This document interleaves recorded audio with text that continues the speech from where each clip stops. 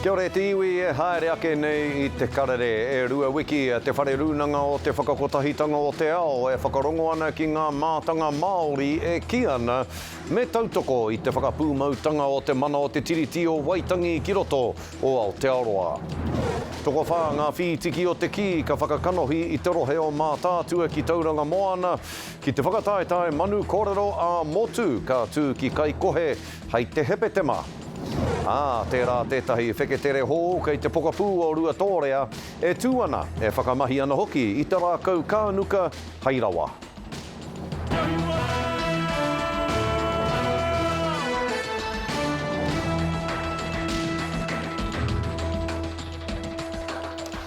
Nō reira kei ngā niwha o te wānanga o tua whakarere tēnā koutou katoa nau mai anō ki te karere I tēnei rā. E rua wiki te whare runanga o te whakakotahitanga o te ao e whakarongo ana ki ngā mātanga Māori e āki ana I a rātau o tira I ngā iwi o te ao kia te tautoko ake I tā te Māori whakahau kia hāpaitia tonutia kia whakapūmautia tonutia te mana o te tiriti o Waitangi ki roto o Aotearoa. I rere atu ngā mātanga nei ki te āporo nui ki te wānanga I tēnei take I te taha tonu o ngā iwi take o te ao whānui me te whāinga ia kia whai niho anō te tiriti o Waitangi. Huri I te ao he pahu nui ka makere I te rangi.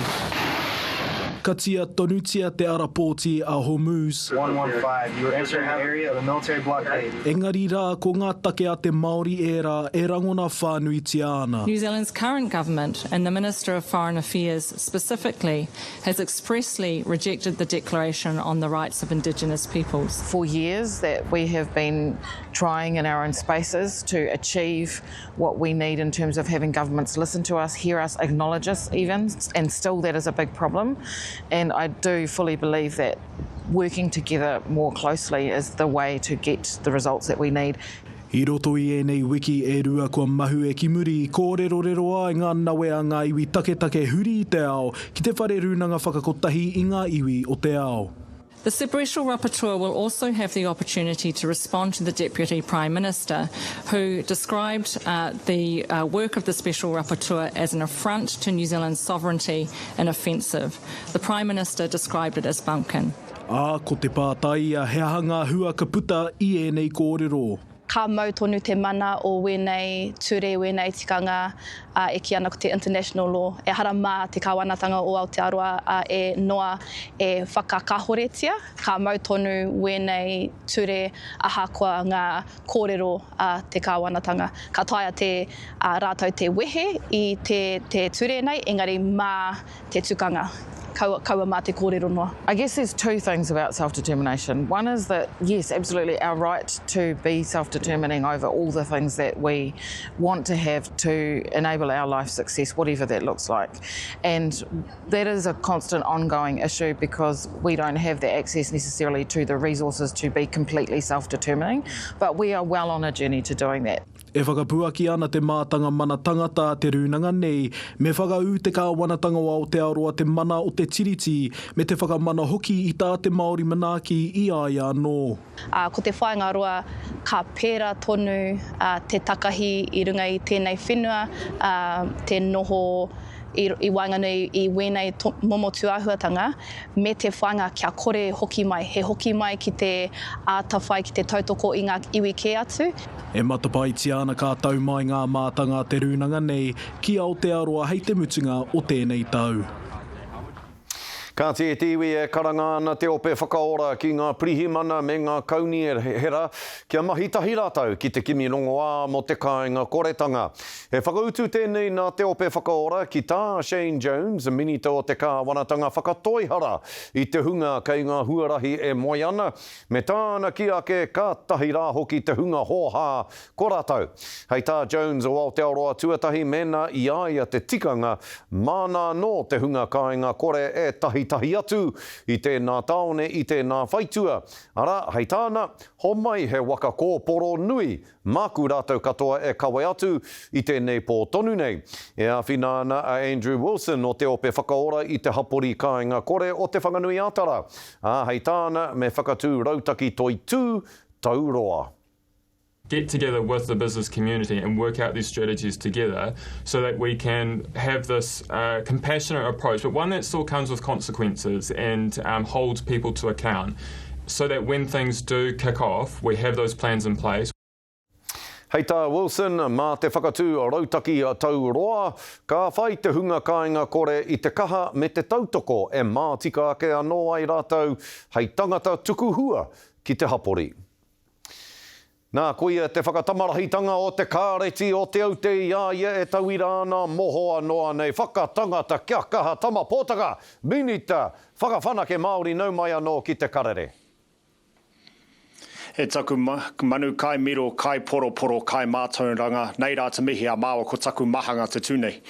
Tēnā koe, tēnā korua. Nā, e hoa, tā te hoa kā wanatanga. Tā tō hoa kā wanatanga tā Shane Jones kōrero.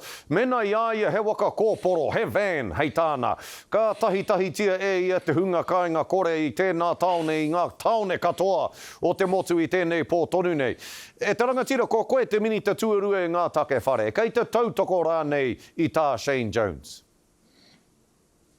E hoa, nōna tōna piki amakura, nōku tōku piki amakura, me taku amakura manaki te tiaki hoki i ēnei hunga e noho whare kore ana.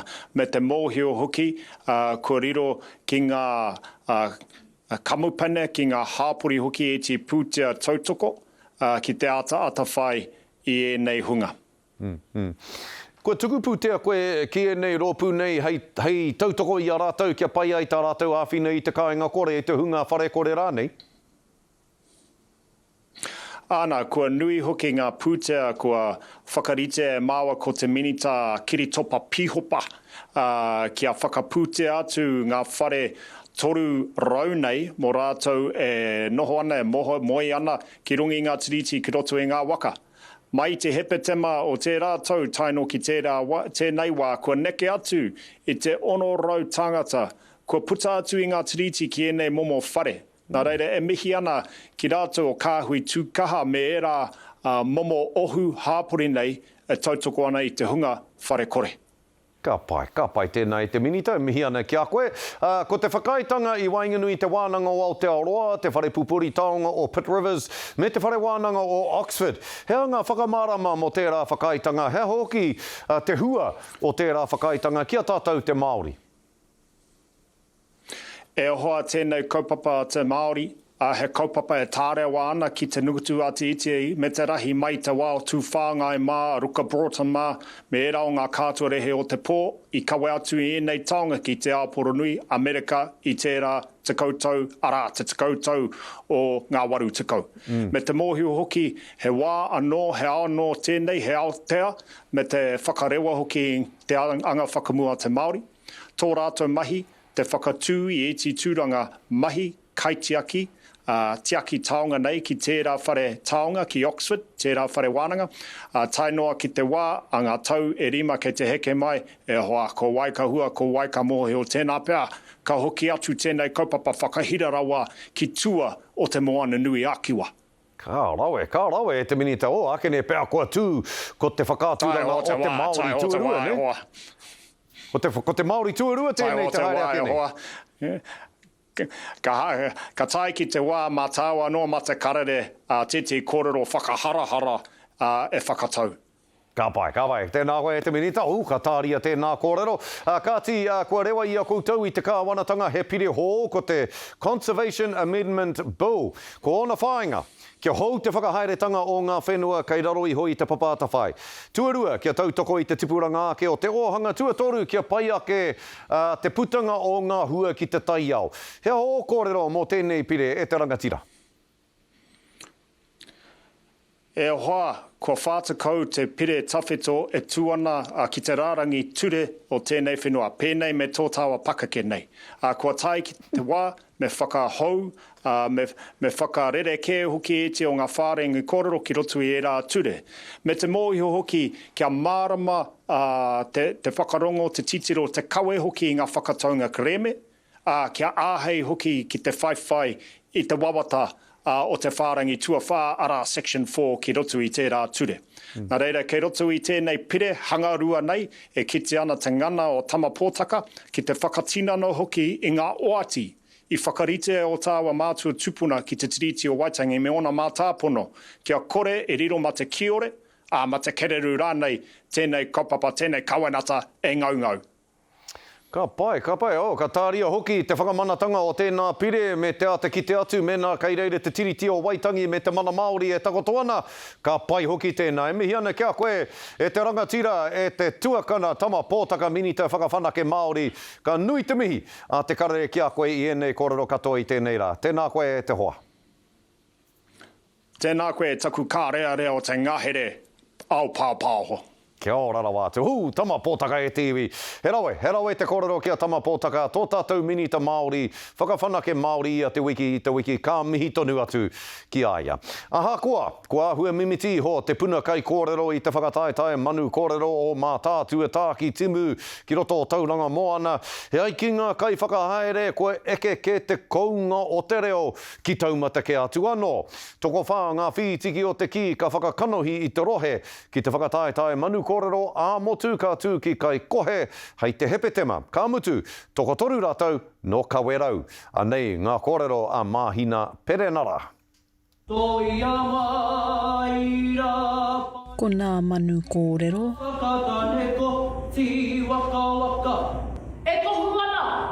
Nā manu pi koko ki te reo e pāoro atu nei.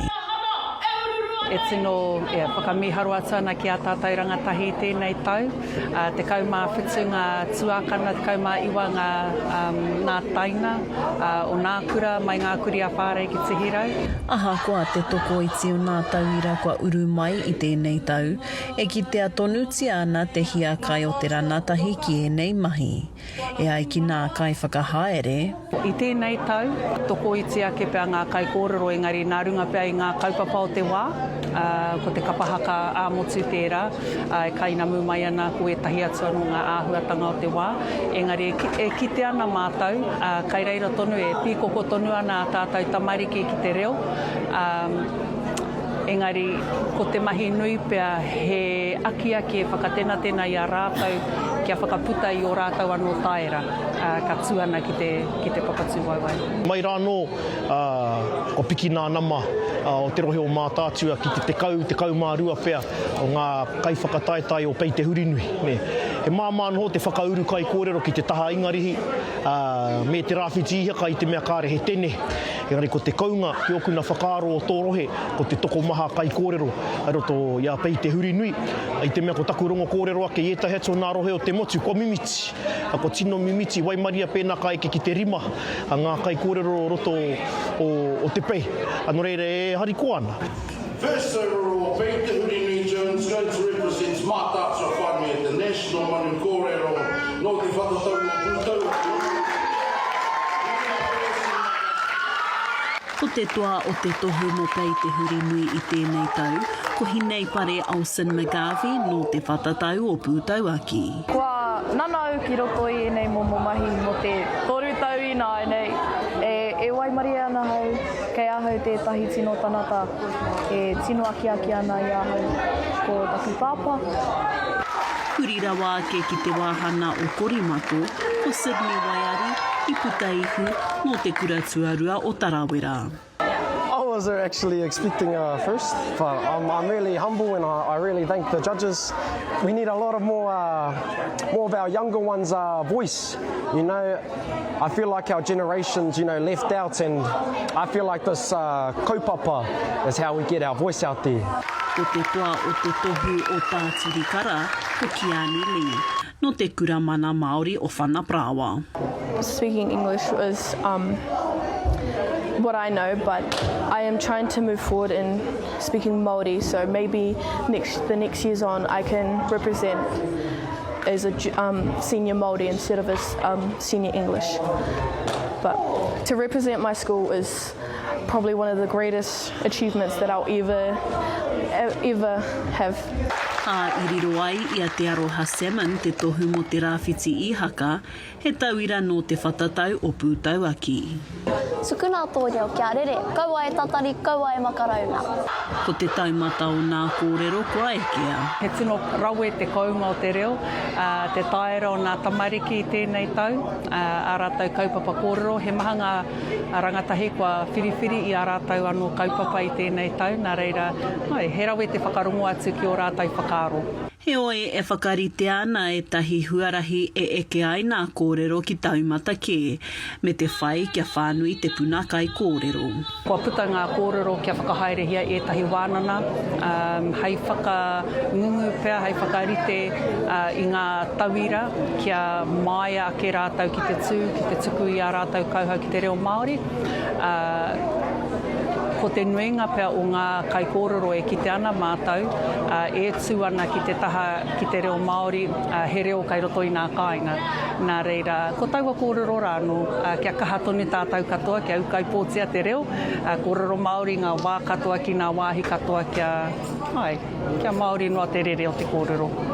Ko tahi tonu te kōrero whakakipakipa a tēnei taiohi ki te huna e horo kuku ana pea ki te whai I ngā mahi manu kōrero. Wai warea ki tētahi atu, ki ngā whakaaro o tētahi atu, e tino pēra te huna ranatahi ki taku mōhio, e warea mō ngā whakaaro o tētahi atu. Kaua e warea. Kare hei cringe, ne? Kare hei cringe. Kaua e warea ki tērā kei te pai. Me tū koe mau anō, ne? E hoka ana e nei manu kōrero ki rani kē. Māhina te renara, hukāia. Ka ti hei muri ake I ngā whakatairanga tērā tētahi wheketere hō kei te pokapū o Ruatōrea e tū ana o tira e whakamahi ana I te rākau Kānuka hei rawa.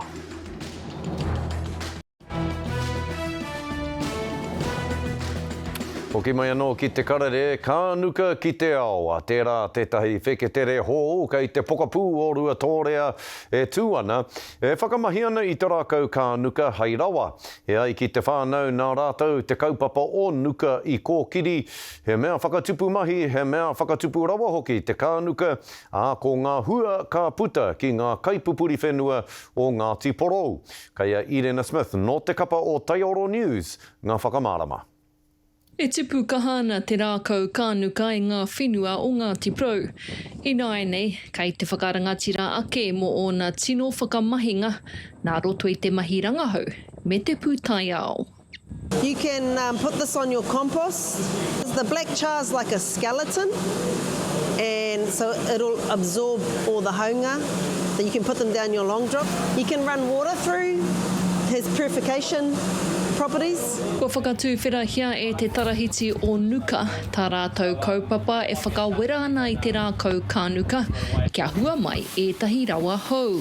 O wai maria ngā tāngata e whiwhi whenua ana katai e te maumai ki kone I runga I te wā, ana hei huri hei o rangatunu mo rātou. Kua te kautau neki atu rātou e mahi tahi ana me te whare wānanga o Tāmaki Makaurau, ki te rapa I te ara tika hei whai, kia putai he oranga mā ngā kaipupuri whenua Māori o Ngāti Porou. Ka tika te whapare, mea I kune a apirana ngata mā, a api mahuika mā, ka kōkora watu rātou mō tēnei tānga ko tau mai ki nuku I te tiwi o Ngāti Porou. Nā ngā pūtea āwhina te kāwanatanga, ka hokona tēnei o ngā mihini te mea tuatahi I Aotearoa whānui. And in this reactor, we will, what we call, primarize the wood. Nā Anei tohunga no te whenua Netherlands te mihini I hangaia. Kua mau mai ki Ruatōrea, me te whakangungu I ngā kainoho o konei, hei mahi mā rātou.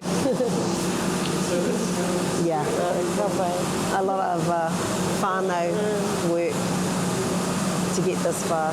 I tuatue ngā maramara rākau, te waiwai kauriki me te hinu, ko whakamātauria hoki e tahi inu wai Kānuka. Engari ngā rawa koto ko puta nātu. Eka tūriti. Engari puta koto mai wini tere tūmomo tong. Ano te mani koto take. Kānuka. Kānuka wā paike te luka. Ke hae koto ngā me erua. Te Kānuka me te mani ko. I tēnei wā kei te tatari rātou mō ngā whakaaetanga hoko kai, ka tahi ka āhea nuka ki te tūwhera I te kuaha ki ngā mākete o te whenua, o te ao. Irina Smith, tai oro. Nō rere tiwi hei muri ake I ngā whakatairanga ko ngā huarere o te wā kia mautonu mai.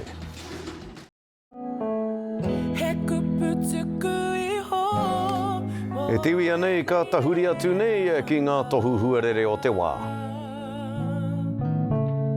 Whakarongo ki te reo aroha e kakapana. Tirohi a te tumata I wawata tia.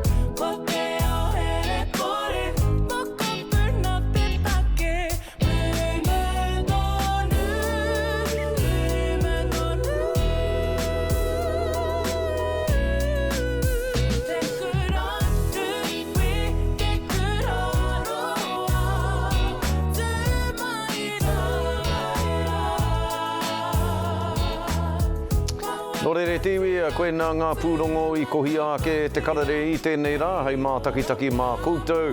E mihi ana kia koutou huri no I te motu no horo mai koutou katoa I roto I ngā tauwherotanga me ngā manakitanga o te wā tūrou parea. Tūrou, Hawaiki.